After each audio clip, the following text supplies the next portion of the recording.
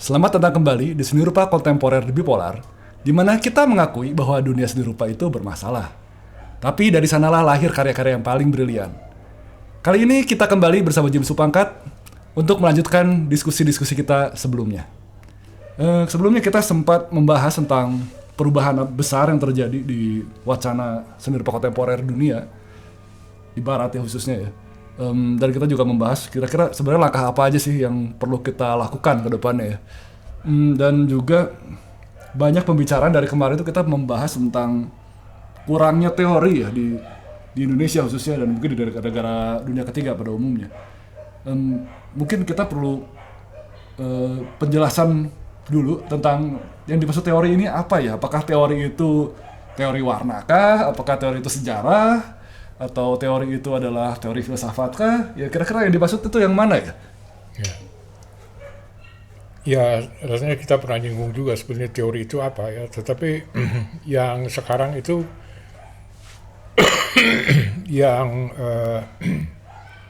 bisa kita bahas bahwa teori itu adalah pemikiran ya, pemikiran di balik kegiatan seni rupa.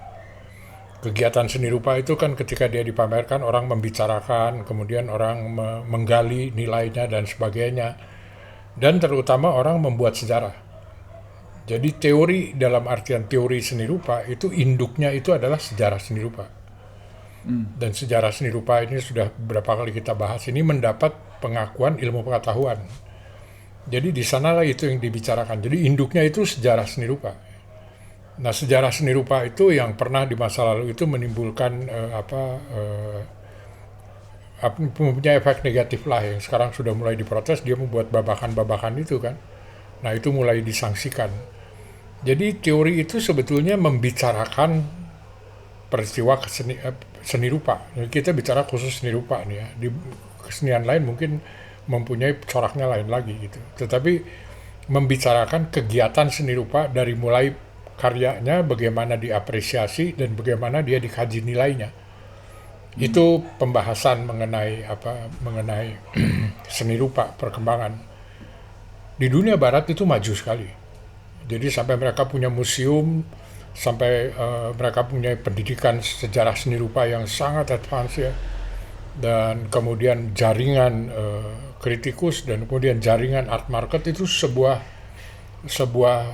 dunia seni rupa yang kompleks. Dan itu kalau misalnya kegiatan tidak ada pembicaraan, nggak masuk akal. Ya nggak mungkin, nggak masuk akal banget. Kolektor, orang mau membeli, dia akan mempertanyakan itu. Koran-koran besar seperti New York Times Magazine dan New York Times harian itu punya rubrik luar biasa besar untuk kesenian ya. Art and leisure misalnya itu kan semua pembicaraan. Nah, itu teori.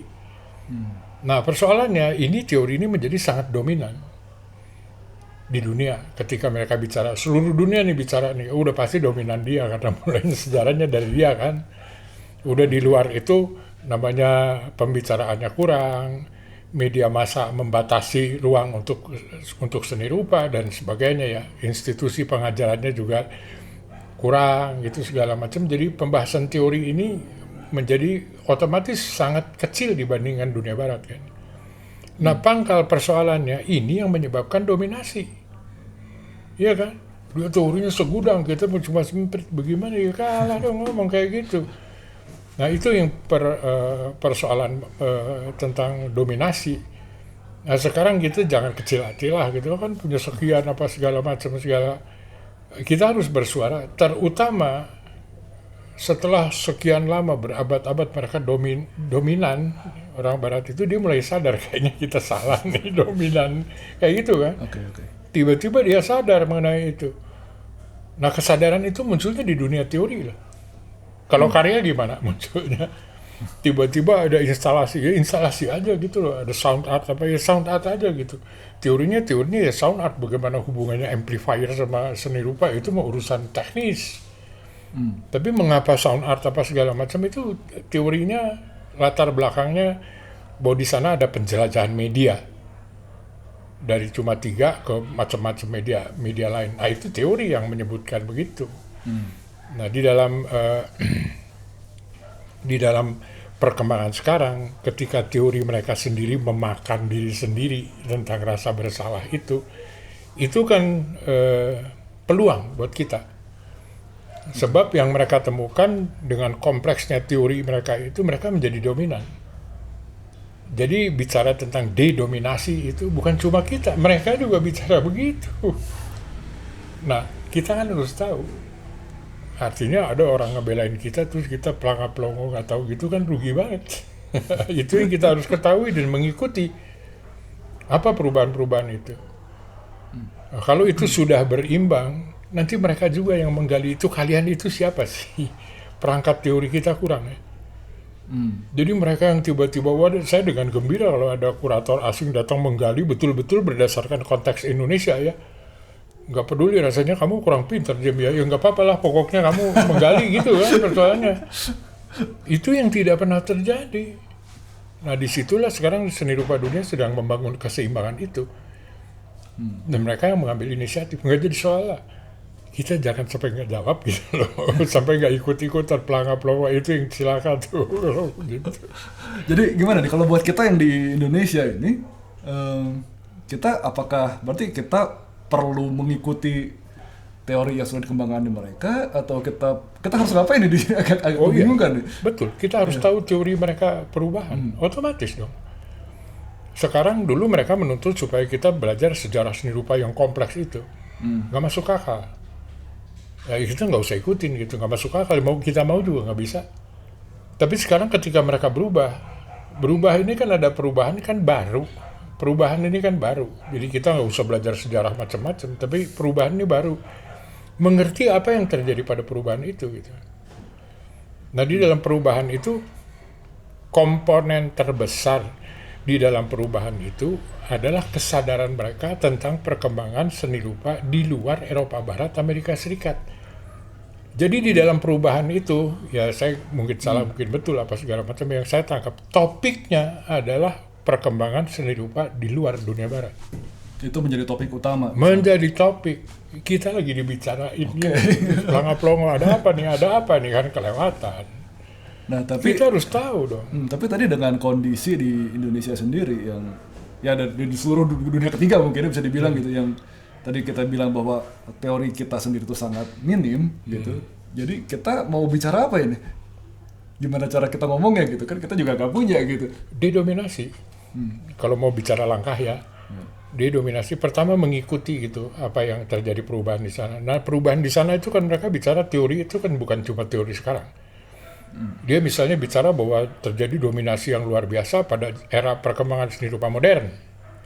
Karena di masa itu ada universalisme segala macam gitu. Kan kita jadi harus ikut ke belakang kan. Jadi sebetulnya mengikuti, bukan harus tahu sejarah apa segala macam, tetapi tahu perubahan, tahu persoalan lah gitu. Nah persoalan itu kita tahu otomatis kalau ada misalnya sejarawan atau kurator yang ngebelain kita, terus kita nggak tahu itu kan kelewatan, terus kita maki-maki lagi dia, itu kecelakaan terbesar. Itu kan karena kita nggak tahu persoalannya. Pokoknya lu bule lu. Itu kan sebetulnya padahal dia belain kita misalnya. Itu kan kecelakaan-kecelakaan yang jangan terjadi gitu. Jadi kita tahu persoalan. Seperti saya sudah kemukakan bahwa pergolakan ini terjadi pada dunia teori. Yang namanya praktek-praktek itu mau biasa-biasa aja tuh semua art fair, semua art market, semua pameran-pameran dunia ya keluarnya ya gitu-gitu juga gitu loh. Udah macam-macam namanya eksplorasi segala macam begitu. Tetapi tanda-tanda perubahan itu terjadi karena dalam pembicaraan teori. Itu yang jadi persoalan. Nah kalau dari kalangan, tadi kita bicara teori, kalau dari kalangan senimannya sendiri, berarti harus belajar apa deh di sini? Mengikuti aja. Nah sebetulnya kan saya nggak membayangkan, hai para seniman belajarlah teori gitu, bukan begitu. Teori juga di sana juga nggak berkembang semacam begitu. Jadi jangan sangka bahwa seniman-seniman di sana itu teorinya jago-jago, ya nggak juga gitu loh. Jadi itu karena koran banyak gitu loh, pameran banyak, ketemu namanya kurator banyak, itu segala macam terjadi pembicaraan itu. Jangan berpikir bahwa seniman-seniman sana lebih pintar ya, sama aja bodohnya. Saya ngalamin sendiri loh. Oke. Namanya seniman. Nah cuma ini kan pembicaraan. Kalau ada pembicaraan, ada diskusi, ada pertemuan apa kan seniman kan ikut pembicaraan, ikut memberikan pendapat, ikut mengikuti apa sih persoalannya. Itu aja. Seniman kan memang bukan kerjanya bukan teori kan. Padahal boleh aja. Ada seniman-seniman pinter ingat berteori ya boleh-boleh aja gitu loh. Cuma kalau orang yang di bidang teorinya entah kurator, kritikus atau estetikawan atau dosen atau whatever lah apapun segala macam itu kan 100% mikirinnya. Ya, kalau seniman habis melukis capek gitu baru mikir gitu. Ini kalah sama yang setiap hari mikirin itu kan. Jadi itu sesuatu diskursus namanya, ya kan? Diskursus itu sama-sama memahami itu gitu. Nah, kan kita sama-sama apa? Sama-sama tahu kan, iklim ini kan nggak ada. Iklim ini kan kurang. Iklim ini kurang. Nah, kadang-kadang forum-forum diskusi apa segala macam itu forum jago-jagoan. Ya kan? Forum jago-jagoan, jadi orang teori itu saling pukul-pukulan gitu, mau siapa yang paling hebat gitu. Ya nggak jadilah kayak begitu. Itu yang tidak ideal. Jadi kita itu kondisinya masih begitu. Jadi mau gagah-gagahan sama seniman, gue tahu teori. Jadi kamu ikutin teori saya segala macam. Itu kan isu-isu yang udah konyol-konyol gitu loh. Yang tapi kan lebih banyak. Nah bukan itu gitu. Jadi pembahasan teori yang lepas dari kebutuhan kita. Ini kan bukan kebutuhan seniman. Jadi kalau orang ngomong teori itu bukan mempromosikan si senimannya. Dan si seniman memberikan informasi itu bukan dia menjadi terkenal. Ini kan diskurs. Jadi ada mediasi di antara pemikiran-pemikiran itu untuk sama-sama melihat apa yang akan terjadi di perubahan dunia. Itu dasarnya. Oke. Kalau perubahan dunia ini sudah jadi dan kemudian memunculkan dunia di luar Eropa Barat, dunia ketiga lah, itu memunculkan berperan di dalam perkembangan seni. Bayangin aja kalau kita masih ketinggalan lagi di situ, itu paling silakan itu. Ya oke, berarti sekarang kalau dari kalangan yang memang bergulat di teori ya, baik itu kurator-kurator yang lebih muda atau akademisi dan lain sebagainya ya. Jadi kita harus membicarakan apa nih di kondisi ini? Karena kan tadi kalau kita mau mencoba untuk mengejar juga sepertinya dijamin tertinggal gitu ya dengan di sana yang luar biasa gitu, kecepatan dan perputaran dan pembahasannya begitu besar gitu. Sementara kita di sini kalau kita anggaplah seorang kurator muda nih baru lulus gitu, terus kita baru mulai bikin pameran kedua atau ketiga, kita harus ngapain nih di sini gitu? Ya bukan, artinya memang bukan siapa-siapa ya, kalau di luar negeri kali pemerintah ya. Endowment for the Arts atau apa, di kita kan enggak. Ya. Institusi juga enggak gitu loh kan, nggak tahu juga saya kalau bagaimana. Tetapi forum itu harus terbentuk. Jadi kita kan terbatas menganjurkan aja kan, kekuatan nggak punya, kekuasaan nggak punya gitu ya, cuma menganjurkan aja. Tetapi dengan tekanan bahwa ini diperlukan. Forum ini jadi pembicaraan gitu, pembicaraan bagaimana melihat topiknya adalah perkembangan perubahan seni rupa kontemporer dunia, dan pembicaraan topiknya adalah kita. Kita kan termasuk. Nah di situ kita ikut bicara gitu. Nah umumnya bicara nih di forum dunia apa segala macam gitu yang saya lagi siapkan. Di forum dunia segala macam mereka bicara tentang wah sebetulnya seni rupa itu kontemporer itu baru mulainya 80 gitu, 90 baru dunia gitu ya. Nah cuma di barat itu mulainya tahun 70. Gitu kan mereka ngomong, 70 udah ada. 70 itu di seluruh dunia cuma adanya di Eropa Barat Amerika Serikat. Kan mereka nggak tahu tuh. Nah yang buku yang saya akan tulis, saya nanti dulu Pak, di sini di Indonesia ada yang namanya gerakan seni rupa baru. 70 itu menjelas. Dan kalau bilang, wah itu apa coba gerakan? Seluruh kondisi semacam itu persis seperti perkembangan 70. Itu sampai bukunya Terry Smith yang terakhir, dia masih bilang itu nggak ada di luar itu. Oke. Ini kayaknya butuh penjelasan dulu lebih lanjut ya sebentar. Lebih lanjut. Tetapi itu kan menunjukkan bahwa sebetulnya ada bagian-bagian yang bisa kita kemukakan dan perlu kita bicara. Bukan cuma untuk kita saja, untuk dia juga. Itu tadi, mediasi namanya. Ya, tadi menyinggung soal Terry Smith dan tahun 80 90 dan kemudian dibicarakan itu ternyata tahun 70 itu maksudnya gimana ya? Bedanya apa ya? Kita tahu kontemporer itu mulainya 80 ya, bukan di 70. Ya, saya ulang ya. Saya ulang, contemporary art itu mereka selalu menganggap itu fenomena Eropa Barat Amerika Serikat. Tahun 1980 munculnya, itu salah satu tandanya yang udah bolak-balik diomongin. Itu kurator kemarin sore aja bisa ngomong bahwa itu yang mulainya tuh Arthur Danto dengan bicara tentang the end of art itu 80. Heboh, muncul kehebohan. Dan kemudian itu mencuat ke permukaan itu karena terjadi juxtapose, dia berkembang bersama dengan teori-teori pemikiran postmodern ya. Postmodern jadi menjadi kekukuhan 80 itu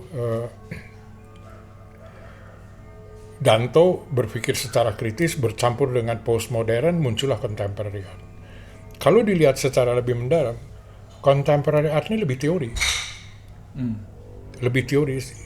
Karya-karya yang instalasi konseptual art segala macam itu sudah muncul pada tahun 70-an.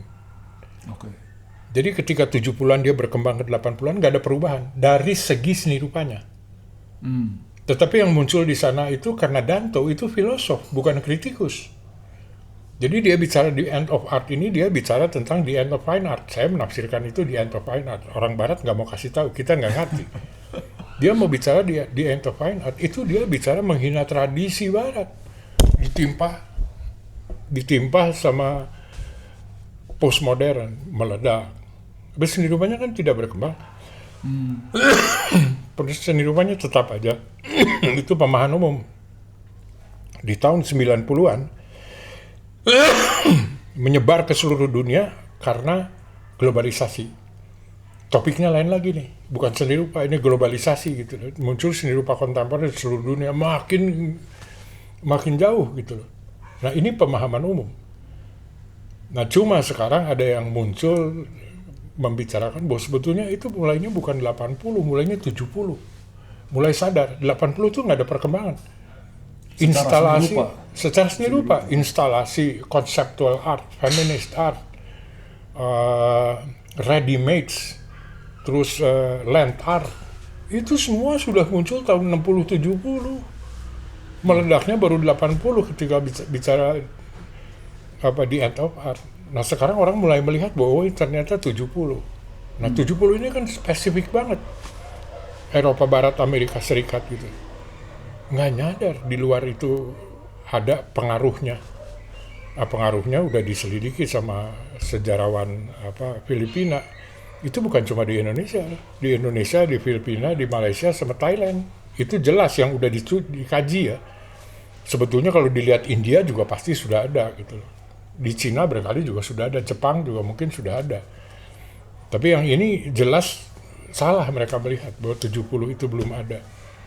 Nah, ini kan pengetahuan baru nih. Jadi itu kan bahan negosiasi baru otomatis kan. Jadi problem yang terjadi itu sebetulnya bukan di kontemporer tapi di modern. Kan modern ini bukan persoalan yang belum selesai. Buat orang Barat modern udah selesai, kita pindah ke kontemporer. Nah itu buat kamu, dan itu pemindahan itu sebenarnya bukan seni rupa, itu filosofi. Oh kita bingung di sini. Iya kan? Seni rupa yang kita bicara di sini seni rupa. Nah itu bagian yang minimal kasih tahu sama mereka, kita nggak segitu tertinggal. Jadi bahwa seni rupa modern itu sudah ada sejak awal abad 20. Tahun 70 udah berkembang. Di situ ada gerakan seni rupa baru persis seperti late modernnya di Eropa Barat Amerika Serikat. Mulai muncul instalasi, mulai muncul ready-made conceptual art segala macam udah muncul sama kan saling pengaruh. Nah cuma di Indonesia itu ada masalah lokalnya. Nah, itu masalah teori pembahasannya. Kita cuma bisa bicara soal itu. Apa bedanya gitu? Karyanya nggak beda. Pemberontakannya nggak beda. Bedanya apa? Di sini gerakan seni rupa baru itu kan ada predikat Indonesianya. Itu nunjukin di sini, bukan urusan universal. Oke. Itu yang harus digali. Iya. Jadi sebetulnya kalau kita bicara soal penyebaran dari si seni rupanya sendiri, itu sebenarnya sudah langsung terjadi, bisa dibilangnya tahun 60-70 itu. Sudah ada, sudah berkembang. Iya, di late modern itu dia berkembang jadi ada instalasi dan sebagainya, itu memang langsung menyebar ya. Iya, langsung. Di tahun udah di menyebar. masa-masa itu juga gitu. Jadi nggak aneh. sebetulnya buat kita kan nggak aneh itu namanya pengaruh. Kita kan udah punya TV, udah punya radio zaman itu gitu. Nah dia yang nggak ketahuan, dia yang pokoknya kamu pikir kita masih hutan apa tahun 70 kan itu masalah yang sering salah tafsir orang Barat. Orang Barat datang ke sini sama itu, kenapa sih ini klakson terus apa segala macam gini. Di Indonesia di orang Barat tuh nggak ada yang klakson. Saya jawab memang klakson ini dibikin buat apa? Oh iya ada yang ngomong gitu. Kan banyak nggak tahu nih orang itu. Ya, kita juga salah nggak kasih informasi. Bukan saya salah pemerintah. Baiklah pemirsa, demikianlah pembicaraan kita bersama Jim Supangkat. Bagi Anda yang sudah memiliki koneksi internet dan mungkin juga tinggal tidak di hutan ya, Anda berarti bisa menekan tombol like and subscribe supaya tidak ketinggalan obrolan-obrolan seru kita selanjutnya.